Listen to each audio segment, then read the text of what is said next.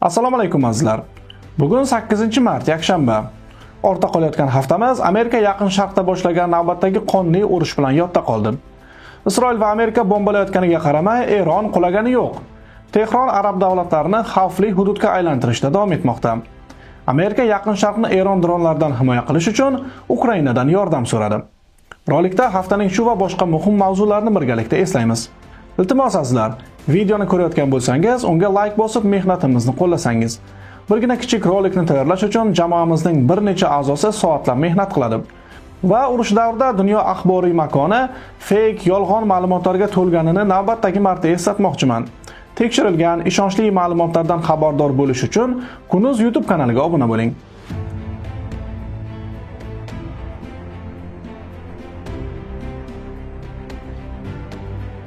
Hafta davomida Amerika va Isroil boshlagan Eronga qarshi urush davom etdi. Tehron 3 kunda qulamadi. Tezkor harbiy maqsadga erishish sodir bo'lmadi. Eron 40 yillik rahbari o'lgandan keyin ham oyoqda turib kurashyapti. O'zi urush ochib, uni qisqa muddatda tugatish bilan maqtanish hozirgi harbiy державалар uchun odatga aylandi. Amerika uzoq muddatli urush uchun reja tuzmagani ko'rinib turibdi. Ularning asosiy maqsadi katta ehtimol Ali Xomenayni o'ldirish bo'lgan xolos. U o'lgach rahbariyat o'zgarishi, tuzum qulashini taxmin qilishgan. Lekin Erondagi boshqaruv tizimi ular taxmin qilganidek markazlashgan diktatura ko'rinishida bo'lib chiqmadi. Maduroni olishgach Venesuela qulagandi. Asad ag'darilgach Suriya quladi. Lekin Eron butunlay boshqacha davlat ekanini unutishdi. Qaytanga Eron avvalgidan ham yaxshiroq kurashmoqda. Odamlar Trampning chorloviga qaramay ko'chaga chiqib hokimiyatni qo'lga olgani yo'q.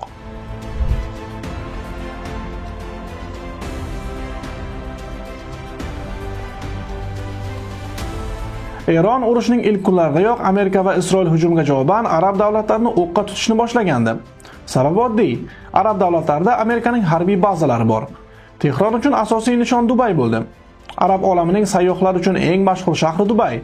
Eronning hujumlaridan keyin Dubay sharpalar shahriga aylanib qoldi. Ko'chalar bo'sh, aeroportlar huvullab qolgan. Odamlar Dubaydan qochish umidida. Bir necha kun ichida Eron dunyodagi sayyohlar eng serqatnov shahar bo'lgan Dubayni dunyodagi eng xavfli shaharlardan biriga aylantirib qo'ydi. Amerika va Isroil boshlagan urush sabab endi Eron va arab davlatlarining munosabatlari avvalgidek bo'lmasligi aniq. Fors davlati arab davlatlariga nafratini ochiqchasiga namoyish etishni boshladi. Bu nafrat anchadan beri yuzaga chiqmayotgandi. Endi Ko'rfaz aslo avvalgidek bo'lmaydi. Urush ko'p narsani o'zgartirib yubordi.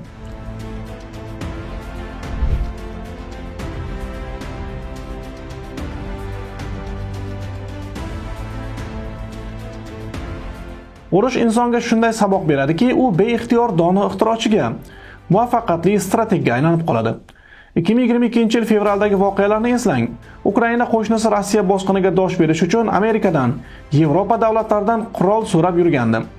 Chunki o'sha paytda bir necha ming kishilik armiyaga ega bo'lgan, SSR davridan qolgan qurollarga qarab qolgan Ukraina qo'shnisiga qarshilik qilishi qiyin edi.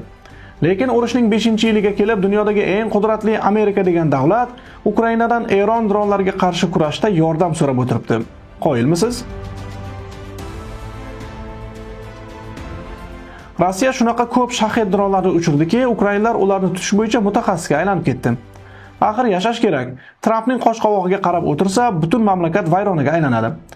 Bugun Ukraina maktablarida bolalarga dron uchirish o'rgatilmoqda. Ukrainlar Eron dronlarini boshqa arzon dron bilan urishni ham o'rganib olishdi. Shu sabab amerikaliklar Yaqin Sharqdagi davlatlarni himoya qilish uchun Ukrainadan Shahedlar bo'yicha yordam so'ragan. Arablarda qurol ko'p, pul ham ko'p, lekin pastlab uchadigan kamikadze dronlarni qimmat raketalar bilan urib bo'lmaydi. Bundan tashqari, arablar tom ustiga chiqib dronni miltiqda otib o'tirmaydi. Amerikaliklarga aloqaga chiqishadi tamom.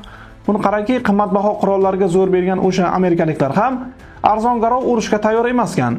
Buning ustasi bo'lib ketgan ukrainlardan yordam so'rashdi. Bu kelishuv amalga oshib, ukrainlar Yaqin Sharqni Eron dronlaridan himoya qila olsa, keyinchalik Amerikadan yordam olishga umid qilishlari mumkin.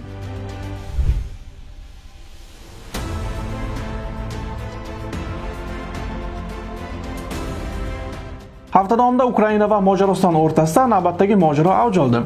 Ukrainaning yon qo'shnisi bo'lgan Mojariston Yevropa ittifoqiga a'zo va ittifoqning Ukrainaga ajratgan 90 milliard yevrolik yordamni to'sib turibdi. Chunki Mo'g'uliston bosh vaziri Viktor Orban urush boshlangach Rossiya manfaatlariga ishlayotganini hamma bilib bo'ldi. Umid qilaman, Yevropa ittifoqidagi bir odam 90 milliardlik yordamga to'sqinlik qilmaydi va Ukraina harbiylari qurolga ega bo'ladi. Aks holda o'sha bir odamning manzilini qurolli kuchlarimizga berishimga to'g'ri keladi. Ular qo'ng'iroq qilib, o'sha odam tushunadigan tilda gaplashsin, dedi Zelenskiy Orbanga ishora qilib.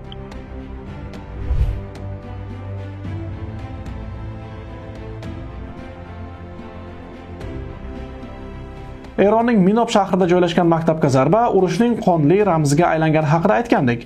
Amerika nashrlari va harbiy tahlilchilarning bayonotlariga qaraganda, bu maktabga amerikalik harbiylar hujum qilganiga shubha qolmadi. Reuters'ning yozishicha, maktabga katta ehtimol aynan Amerika harbiylari zarba bergan. New York Times maktabga hujum uning yonidagi harbiy obyektga hujum bilan bir vaqtga to'g'ri kelganiga e'tibor bergan.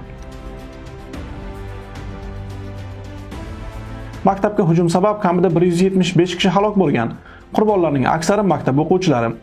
Amerika tomoni holat surishtirayotgani haqida aytib, fuqarolik obyektiga zarba berganini rad etmoqda.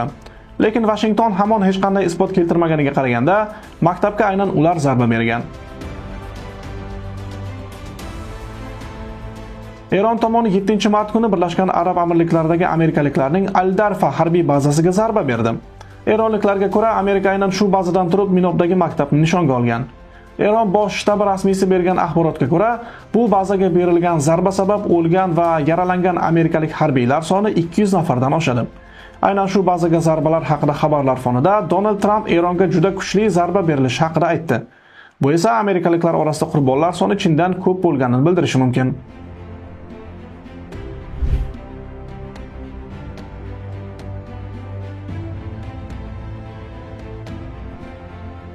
Hafta iqtibosi Benyamin Netanyahu og'zidan yangradi.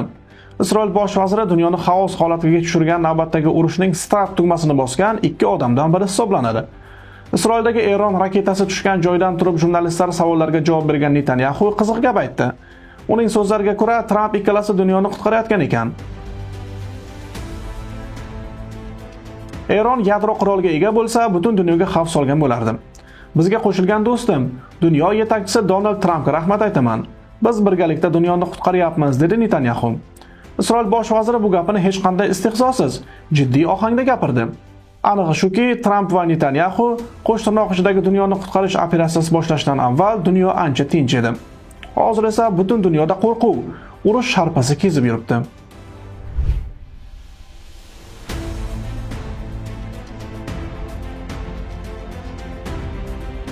Hafta davomida Eron tashqi ishlar vaziri Abbos Araqchi Amerika telekanaliga intervyu berdi. Qoyil qolish kerak, Eron bosh diplomati onlayn bo'lsa ham Amerika telekanaliga intervyu berdi. Suhbat davomida biror marta so'kinmadi, jahli ham qilmadi. Taqqoslash uchun Amerika bosh diplomati Tavarish Marko Rubio, masalan, Eronning Tasnim agentligiga intervyu bergani yo'q. Demak, amerikalik jurnalist suhbat davomida Abbos Araqchidan davlatingiz amerikalik harbiylar bostirib kirishidan qo'rqmaydimi deb so'radi. Araqchi esa araqday achchiq qilib, "Yo'q, aksincha biz ularni kutyapmiz" deb javob berdi. Bu juda kuchli chorlov bo'ldi. Albatta, birovning davlatiga bostirib kirish yaxshi emas, lekin atrofdagi davlatlarni ham xavf ostida qoldirib, uzoqdan raketa otib qochgandan ko'ra, yerda yuzma-yuz jang qilgan ancha mardlik bo'larmidi? Lekin menimcha amerikaliklar bunga jur'at qilishmaydi. Axir ularning juda ko'p quroli, juda ko'p samolyotlari bor. Eronga kirib jang qilish Maduroni vertolyotda olib qochib ketish degani emas. Bir kishini o'ldirish bilan ish bitsa, Eron allaqachon qulagan bo'lardi. Xullas, Amerika hech qachon boshlanmasligi kerak bo'lgan urushni boshlab qo'ydi. Endi uni qanday tugatishni bilmayotganga o'xshaydi. Xuddi Yevropa sharqidagi bir davlatga o'xshab.